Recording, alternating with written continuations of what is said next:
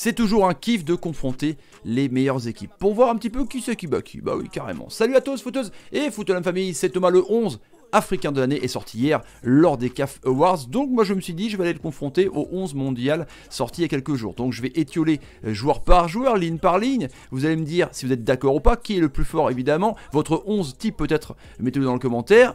Les oublier, hein, allez-y en tout cas, on va voir ça ensemble et la question fatidique à la fin de la vidéo, restez attentifs, mais d'abord, n'hésitez pas à bombarder la barre des likes pour me dire si vous aimez ce genre de contenu, c'est sous la vidéo ainsi que le bouton abonnement, s'abonner avec la petite cloche pour ne rater aucune vidéo, le réseau social de football qui va débarquer, la nouvelle application sur mobile, OnePlay arrive dans quelques jours, donc soyez les premiers à la recevoir en exclusivité, passez par le lien en description.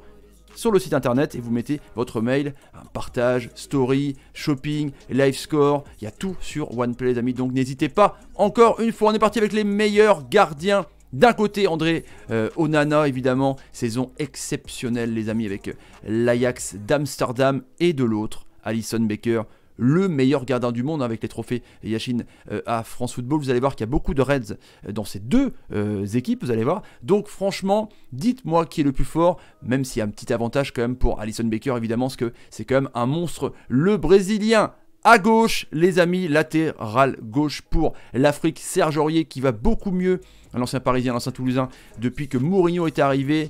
Latéral moderne qui monte, hein, puissance de ouf en tout cas. Et du côté du monde avec Robertson, on parle toujours de l'autre, son pendant à droite au niveau des Reds, vous allez voir justement, mais Robertson est exceptionnel, un excellent passeur, défenseur, franchement il est ultra complet, je pense qu'on va entendre parler, les amis, dites-moi dans les commentaires ce que vous en pensez. Latéral droit pour les deux équipes avec Achraf Hakimi, le Marocain, qui appartient au Real Madrid, qui normalement devrait revenir hein, pour faire la concurrence au présent actuel sous l'équipe de ZZ. En tout cas, c'est un monstre à Dortmund, franchement. Lui aussi, latéral moderne qui monte, attaquant. Enfin, il peut jouer ailier, c'est un truc de ouf.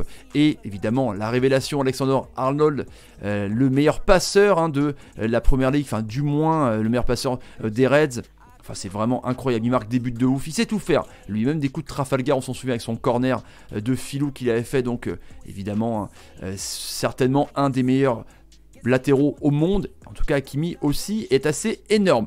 La défense centrale, la paire africaine avec Matip d'un côté, encore un Reds, évidemment il est énorme, hein, même s'il joue un petit peu moins avec l'avènement de Gomez et la petit peu les pépins physiques de Lovren, en tout cas il est dans la rotation, avec Koulibaly qui a un monstre à Naples, je pense qu'il va devoir bouger en tout cas. Du côté mondial, il y a Van Dijk, le meilleur défenseur du monde actuel, ça c'est inévitable, encore un Reds, et Mathis de Ligt qui a un petit peu mal du côté de la Juve, transféré du côté de l'Ajax. Donc franchement là les deux défenses, elles commencent à être du lourd.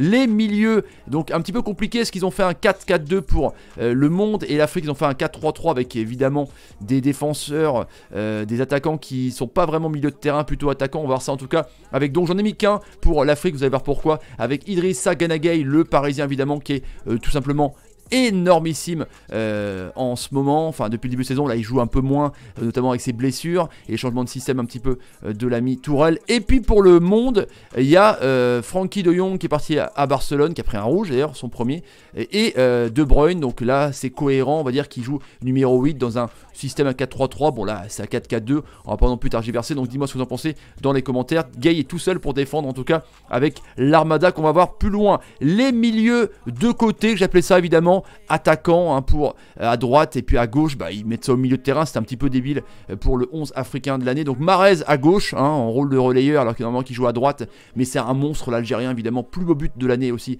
au CAF Award. À Man City il a marqué aussi en Caribbean Cup. Hakim Ziyech, le grand oublié à chaque fois, qui est assez énorme, qui est pisté par Arsenal et Chelsea notamment, qui joue à droite, bon à son poste on va dire, mais il est un peu plus haut normalement, en tout cas dites-moi ce que vous en pensez dans les commentaires. Et puis donc pour le 11 mondial avec Sadio Mané à gauche, donc on va dire ailier offensif, hein, donc pas attaquant pur les amis, donc ça c'est cohérent même s'il joue dans un 4-3-3. Léo Messi à droite, donc on va dire que ailier de débordement, mais lui de toute façon il fait ce qu'il veut, donc il va à gauche. Donc voilà, la cohérence un petit peu arrive avec ces deux équipes les amis, donc dis-moi ce que vous pensez dans les commentaires, mais je pense que ça commence à être du lourd les amis. Attaquant gauche, on continue avec Mané. Mané est le seul joueur dans le 11 monde et dans le 11 Afrique. Franchement, en même temps, il a été 4ème au Ballon d'Or et meilleur joueur africain de l'année, évidemment, et hier. Donc Mané à gauche dans ce 4-3-3 africain et... Donc pour l'attaquant numéro 9, 9,5 on va dire, enfin 9 pur, c'est Robert Lewandowski, monstrueux en Champions League, monstrueux avec le Bayern, il est incroyable. Donc les amis, je pense que là on est sur du lourd, il manque plus que 2 joueurs et un joueur du côté mondial. On continue avec l'attaquant droit pour l'Afrique, c'est Mohamed Salah à droite évidemment. Il y a un attaquant monstrueux qui a eu 2 ballons d'or africains d'affilée, souvent nommé dans les ballons d'or France Football en tout cas. Voilà, il a pu à faire sa réputation, il est assez énorme, rapide, technique. Et puis Cristiano Ronaldo qui a marqué un triplé, son premier en Serie A il y a 2 jours. Donc en tout cas, franchement, là on est sur de lourd 11 mondial. Et il manque plus qu'un joueur devant, du coup, pour être assez cohérent dans ces systèmes. C'est Pierre-Emerick Aubameyang, les amis. Donc l'attaquant d'Arsenal qui peut-être va bouger en tout cas cet été.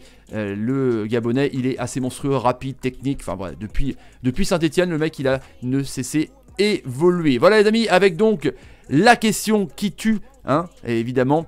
Pour vous, quelle équipe gagne entre ces deux 11? Donc on a Onana, Aurier, Matip, Koulibaly, Hakimi, Ziyech, Gana Gueye, Mahrez, Mané, Aubameyang, Salah pour le 11 africain. Et Alisson, Robertson, Van Dijk, De Ligt, Arnold, De Jong, De Bruyne, Messi, Mané, Lewandowski et Ronaldo.